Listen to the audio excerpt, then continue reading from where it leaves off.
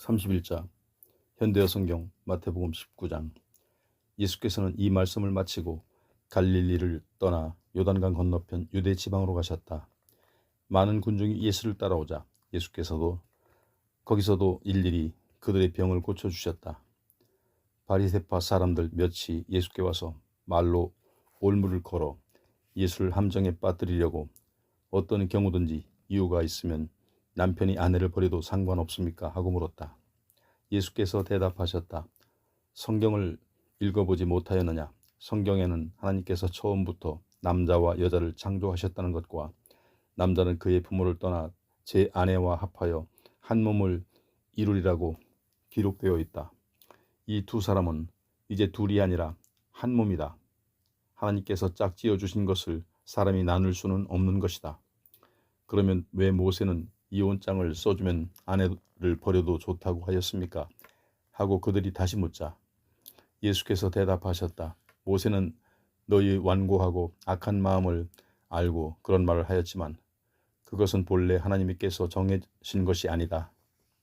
나는 분명히 말한다. 누구든지 음행한 까닭이 아니고서는 아내를 버리고 다른 여자와 결혼하면 간음을 행하는 것이다. 그런 제자들이 예수께 물었다. 만일 꼭 그래야 한다면 차라리 결혼하지 않는 것이 낫겠습니다. 예수께서 말씀하셨다. 그것은 아무나 할 수 있는 일이 아니다. 하나님께서 도와주셔야 할 수 있다. 어떤 사람은 날 때부터 결혼하지 못할 몸으로 태어나고 어떤 사람은 사람의 손으로 그렇게 되며 또 어떤 사람은 하늘 나라를 위해 스스로 결혼하지 않는다. 이 말을 받아들일 수 있는 사람은 받아들여라. 그때 사람들이 어린아이들을 예수께 데리고 와서 머리에 손을 얹어 기도해달라고 청하였다.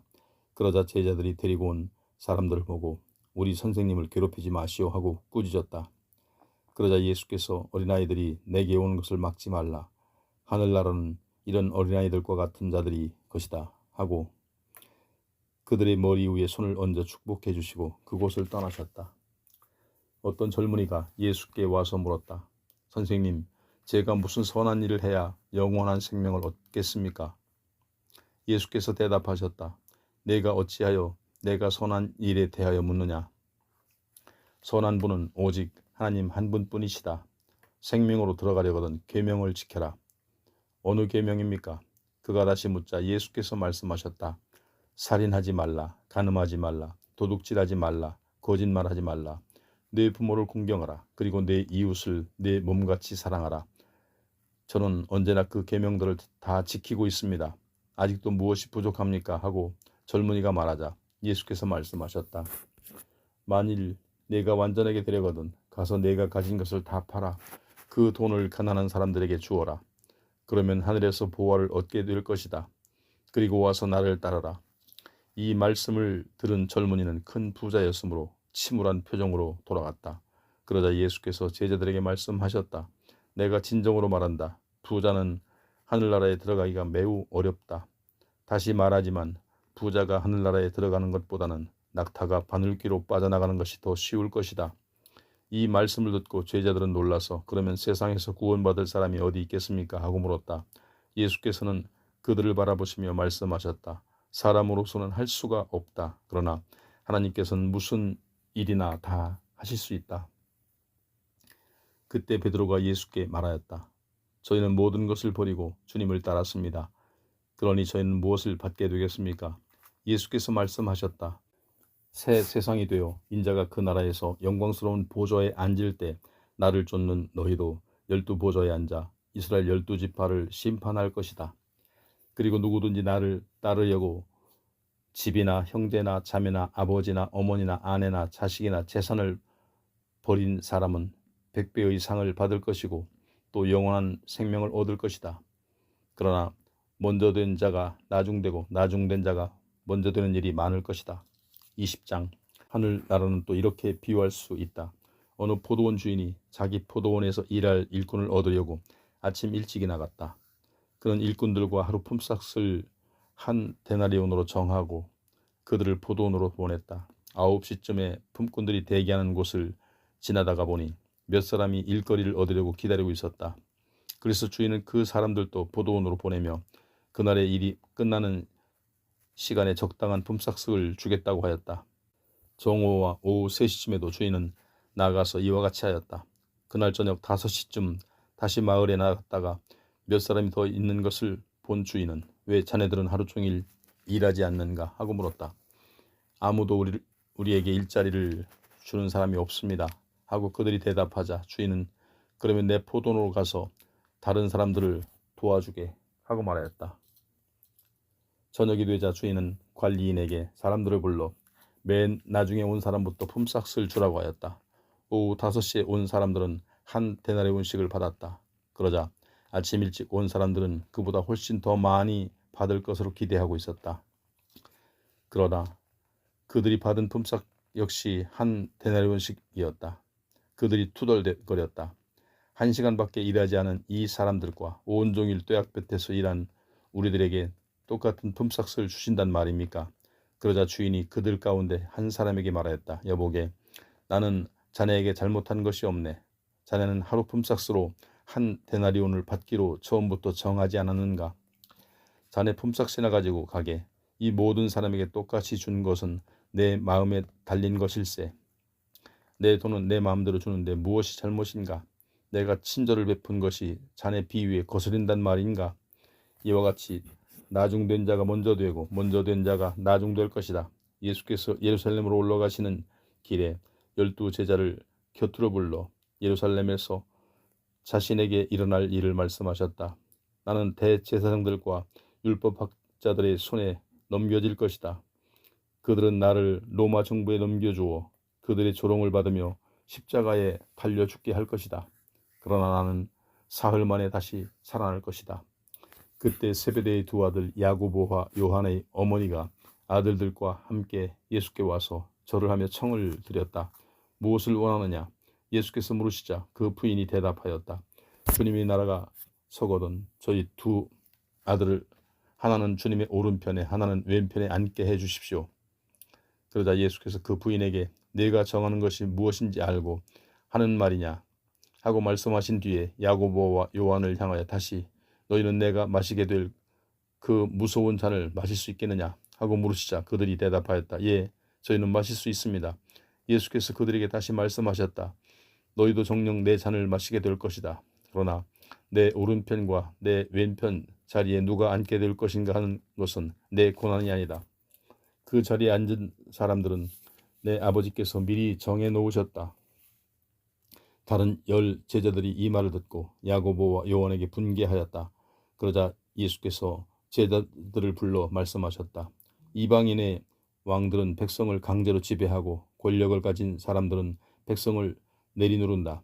그러나 너희들은 그렇게 해서는 안 된다. 너희 가운데 누구든지 높은 사람이 되기를 원하는 사람은 남을 섬기는 사람이 되어야 한다. 만일 너희가 으뜸이 되기를 원하거든 반드시 종처럼 섬기는 사람이 되어라. 인자도 섬김을 받으러 온 것이 아니라 섬기러 왔고 많은 사람의 죄값을 치르기 위하여 목숨을 내주려고 온 것이다. 예수와 제자들이 여리고를 떠날 때 큰 무리가 그 뒤를 따랐다. 맹인 2 사람이 길가에 앉아 있다가 예수께서 지나가신다는 말을 듣고 큰 소리로 선생님 다윗의 자손이여 저희에게 자비를 베풀어 주십시오 하고 부르짖었다. 사람들이 조용히 하라고 하였으나 그들은 더욱 큰 소리로 부르짖었다. 예수께서는 그들이 있는 곳에서 걸음을 멈추시고 내가 너희에게 무엇을 해주기를 원하느냐 하고 물으셨다. 선생님 눈을 뜨게 해 주십시오 하고 그들이 간청하자 예수께서 측은히 여기시고 그들의 눈에 손을 대셨다. 그러자 즉시 그들은 눈을 뜨게 되어 예수를 따라갔다. 21장 예수와 제자들이 예루살렘에서 멀지 않은 감람산 위에 있는 벳바게 동네 근처에 이르렀을 때였다. 예수께서는 제자 2 사람을 보내시며 말씀하셨다. 너희가 저 동네로 들어가면 나귀 한 마리가 그 새끼와 같이 매여 있을 것이다. 그 나귀를 풀어 끌고 오너라. 만일 누가 무슨 말을 하거든 주께서 쓰시겠답니다 하고 말하라. 그러면 아무 일이 없을 것이다. 이 일은 옛 예언이 이루어지기 위한 것이었다. 너 시온 성아 기뻐 뛰어라. 너희 예루살렘 시민들아 환호성을 울려라. 보아라 네 왕께서 내게로 오신다. 그분은 의로우시고 노련한 해방자이시다. 그런데도 겸비하여 나귀를 타고 오신다. 잡종도 아니고 전투용도 아닌 새끼 나귀를 타고 오신다. 두 제자가 가서 예수께서 일러주신 대로 나귀와 새끼 나귀를 끌고 와서 그 위에 자기들의 겉옷을 얹어 놓았다. 예수께서 올라타시자 무리 가운데 많은 사람이 겉옷을 벗어 길에 폈으며 어떤 사람은 나뭇가지를 꺾어다가 길에 깔았다. 군중이 예수를 앞뒤에서 애워싸고 따라가면서 크게 환성을 올렸다. 호산나 다윗의 자손이여 주님의 이름으로 오시는 이여 비오니 우리를 구하소서 한없이 높은 하늘에 계시는 하나님이여 호산나. 예수께서 예루살렘에 들어가시자 온 도시가 들끓었고 사람들마다 이분이 누구요 하고 물었다. 무리는 이분은 예수님이요 갈릴리 나사렛에서 오신 예언자요 하고 대답하였다. 예수께서는 성전뜰 안으로 들어가셔서 그곳에 있던 장사꾼들을 다 쫓아내시고 환전상들의 탁자와 비둘기 장수들의 의자를 둘러엎으셨다. 그리고 그들이 큰 소리로 꾸짖으셨다. 성경에 내 집은 기도하는 집이라 불리리라고 기록되어 있다. 그런데 너희는 어찌하여 이 집을 강도의 소굴로 만들고 있느냐. 성전뜰 안에는 맹인들과 다리를 저는 자들도 있었는데 그들이 예수께로 나오자 예수께서는 그들을 모두 고쳐주셨다.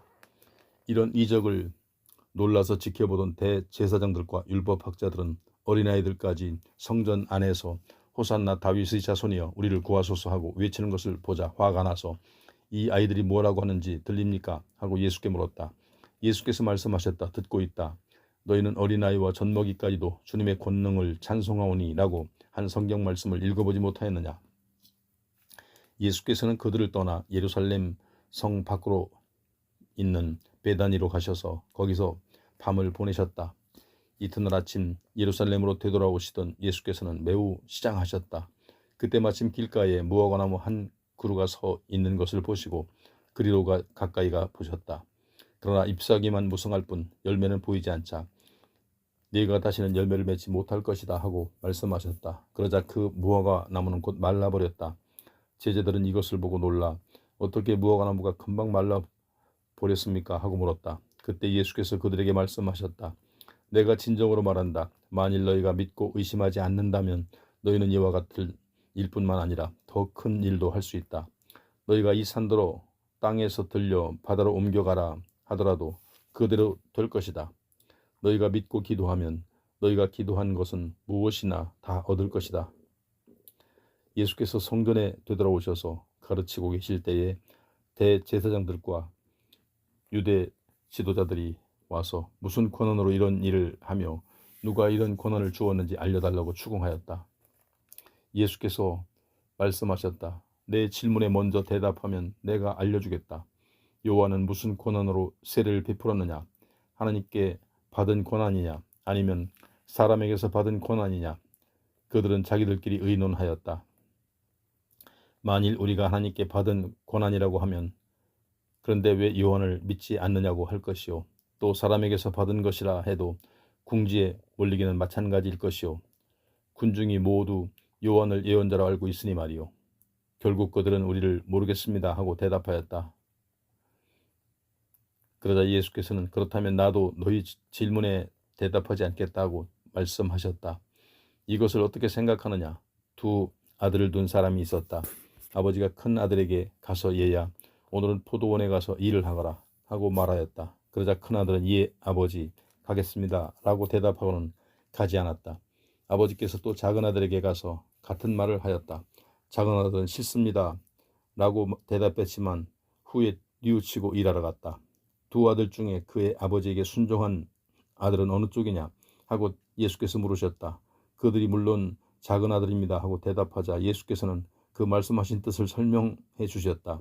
내가 진정으로 말한다. 분명히 못된 것만 일삼는다는 세리들과 장녀들이 너희보다 먼저 하나님 나라에 들어갈 것이다.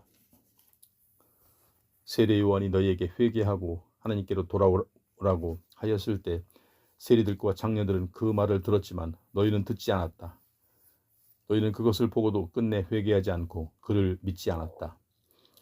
이제 이 비유를 들어라. 어떤 주인이 포도원을 만들고 울타리를 둘러쳤다. 그러고는 포도즙을 짤 그 구덩이를 파고 망대를 세운 뒤 그것을 소작인들에게 맡기고 다른 나라로 갔다. 포도를 거두어들일 철이 되자 그는 소출을 받아오라고 종들을 소작인들에게 보냈다. 그런데 소작인들은 종들을 붙잡아 하나는 때리고 하나는 죽이고 하나는 돌로 쳤다. 주인은 다시 더 많은 종들을 보냈으나 결과는 마찬가지였다. 마지막으로 주인은 그의 아들을 보내며 내 아들이야 함부로 대하지 않겠지 하고 생각하였다.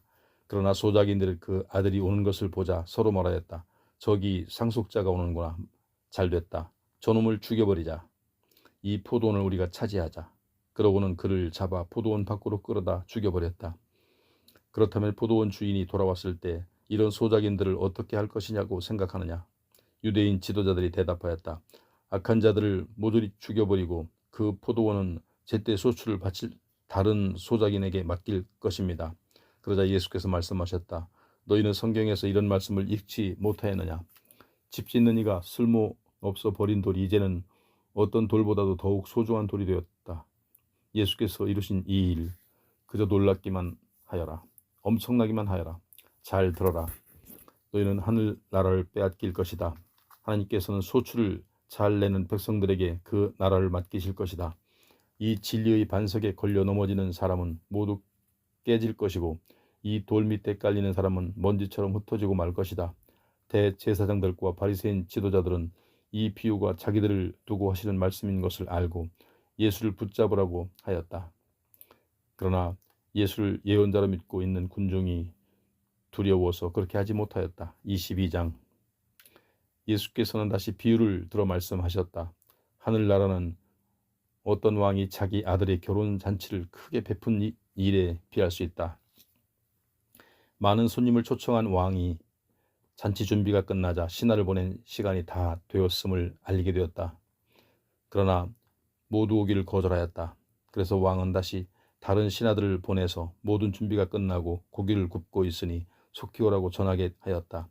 그러나 손님들은 그 초청을 대수롭지 않게 여기고 어떤 사람은 자기 밭으로 가고 어떤 사람은 자기 상점으로 가고 어떤 사람들은 왕의 신하들을 때리고 죽이기까지 하였다. 그러자 왕은 몹시 화가 나서 군대를 보내 그 살인자들을 잡아 죽이고 동네를 불살라버렸다. 그러고 나서 신하들에게 말하였다. 결혼 잔치는 준비되었는데 초청받은 사람들은 올 자격이 없는 자들이었다. 이제 길거리에 나가서 아무나 만나는 대로 잔치에 초대하여라. 신하들은 거리에 나가 좋은 사람이건 나쁜 사람이건 가리지 않고 만나는 대로 데려왔다. 잔치집은 손님으로 가득 찼다. 왕이 손님을 만나러 들어와 보니 한 사람이 자기에게 준비된 예복을 입지 않고 앉아있는 것이 눈에 띄었다. 그래서 왕이 이 사람아 자네는 예복도 입지 않고 어떻게 여기 들어왔는가 하고 물었으나 그는 대답하지 못하였다. 왕은 시종들에게 명령하였다. 이자의 손발을 묶어 바깥 어두운 데로 내쫓아라. 거기서 가슴을 치며 통곡할 것이다. 이와 같이 부르심을 받은 사람은 많지만 택함을 받은 사람은 적다. 바리새파 사람들은 어떻게 하면 예수의 말씀에서 트집을 잡아 함정에 빠뜨릴 수 있을까 하고 모여서 궁리를 하였다. 그래서 자기네 제자들을 헤롯 당원들과 함께 예수께 보내어 이렇게 말하게 하였다. 선생님, 우리는 선생님이 진실하시고 또 누가 두려워서 말을 못하거나 사람의 겉모양만 보고 판단하시는 일 없이 진리를 참되게 가르치시는 줄 알고 있습니다. 이제 우리에게 가르쳐 주십시오. 로마 정부에 세금을 바치는 것이 옳습니까? 옳지 않습니까? 예수께서는 그들의 간교한 생각을 아시고 큰 소리로 말씀하셨다. 이 위선자들아, 어째여 나를 시험하느냐? 세금으로 내는 돈을 내게 보여라. 그리고 데나리온 한 잎을 가져다가 보여드리자. 이 초상과 글자는 누구의 것이냐? 하고 예수께서 물으셨다. 가이사의 것입니다. 하고 그들이 대답하자 예수께서 말씀하셨다. 그러면 가이사의 것은 가이사에게, 하나님의 것은 하나님께 바쳐라. 그들은 이 말씀을 듣고 놀라 당황하면서 떠났다. 같은 날 사두개파 사람 몇이 예수께 왔다.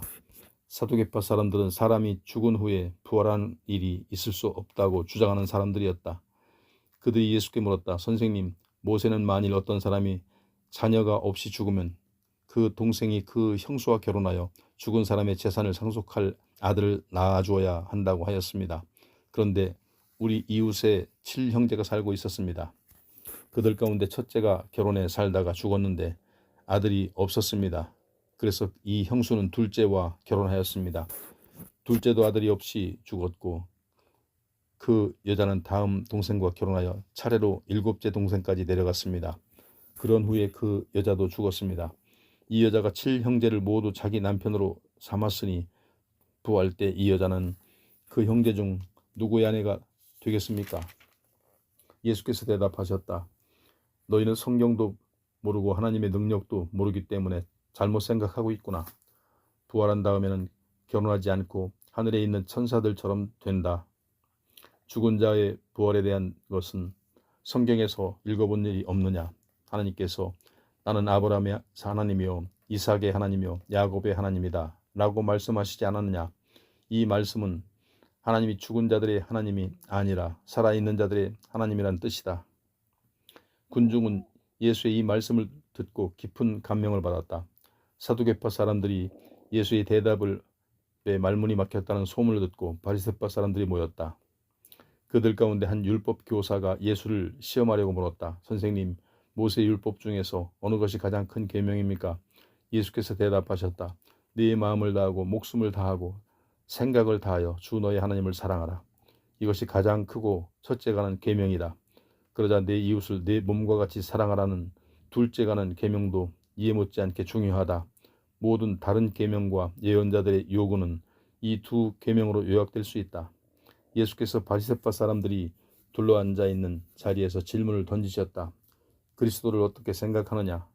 그가 누구의 자손이냐? 하고 물으셨다. 그들이 다윗의 자손입니다. 하고 대답하자 예수께서 다시 물으셨다. 그렇다면 다윗이 성령의 감화로 그리스도를 주님이라고 부르는 것은 어떻게 된 일인가? 다윗은 이렇게 말하였다. 여호와께서 나의 주 임금님께 이르신 말씀이라. 여기 내 오른쪽에 앉아라. 내가 내 원수들을 내 발 아래 둘 때까지 앉아 있어라. 다윗이 그리스도를 주님이라고 불렀는데 그리스도가 어찌 그의 자손이 되겠느냐? 그들은 아무 대답도 못하였다. 그리고 그 후부터는 아무도 예수께 더 이상 질문하는 사람이 없었다.